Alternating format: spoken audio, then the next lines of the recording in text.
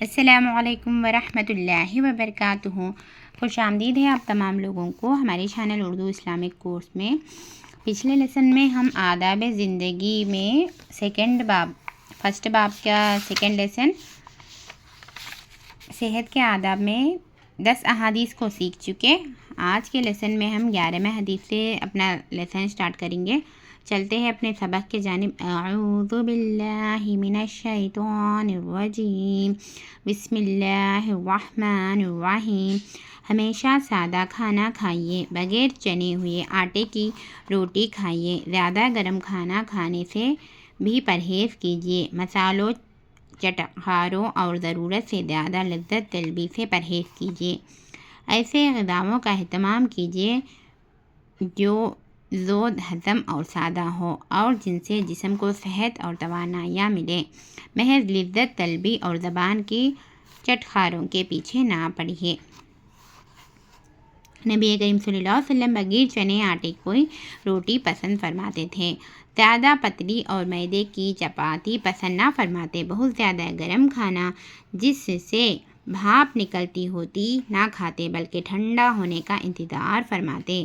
گرم کھانے کے بارے میں کبھی فرماتے ہیں کہ خدا نے ہم کو آگ نہیں کھلائی ہے، اور کبھی ارشاد فرماتے گرم کھانے میں برکت نہیں ہوتی۔ آپ علیہ السلام گوشت پسند فرماتے، خاص طور پر دست، گردن اور پیٹھ کا گوشت رغبت سے کھاتے۔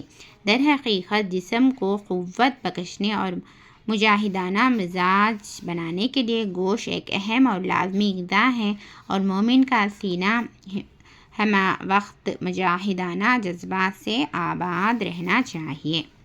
نبی کریم صلی اللہ علیہ وسلم کا ارشاد ہے، جو شخص خدا کی راہ میں جہاد کیے بغیر مر گیا اور اس کے دل میں اس کی آرزو بھی نہیں تھی، وہ نفاق کی ایک کیفیت میں مرا۔ 12 حدیث ہے، کھانا نہایت اطمینان و سکون کے ساتھ خوب چبا چبا کر کھائیے۔ غم، غصہ، رنج اور گھبراہٹ میں جو کھانا نگلا جاتا ہے وہ معدہ پر برا اثر ڈالتا ہے، اور اس سے جسم کو خاطر خواہ قوت نہیں مل پاتی۔ دسترخوان پر نہ تو بالکل خاموش، فسردہ اور غمزدہ ہو کر بیٹھے، اور نہ حد سے بڑھی ہوئی خوش طبعی کا مظاہرہ کیجیے کہ دسترخوان پر قہ قہ بلند ہونے لگے۔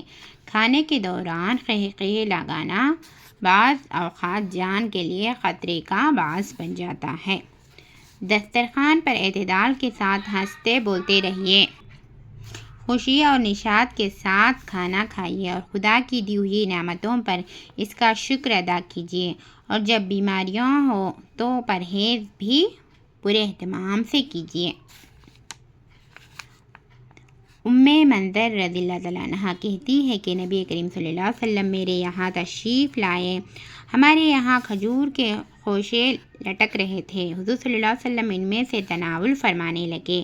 حضرت علی رضی اللہ عنہ بھی آپ علیہ السلام کے ہمراہ تھے، وہ بھی نوش فرمانے لگے، تو نبی کریم صلی اللہ علیہ وسلم نے ان کو روک دیا کہ تم ابھی بیماری سے اٹھے ہو، تم مت کھاؤ۔ چنانچہ حضرت علی رضی اللہ عنہ رک گئے اور نبی کریم صلی اللہ علیہ وسلم کھاتے رہے۔ منذر رضی اللہ عنہ کہتی ہے کہ پھر میں نے تھوڑے سے جو اور چقندر لے کر پکائے۔ نبی کریم صلی اللہ علیہ وسلم نے حضرت علی رضی اللہ عنہ سے فرمایا، علی یہ کھاؤ، یہ تمہارے لیے مناسب کھانا ہے۔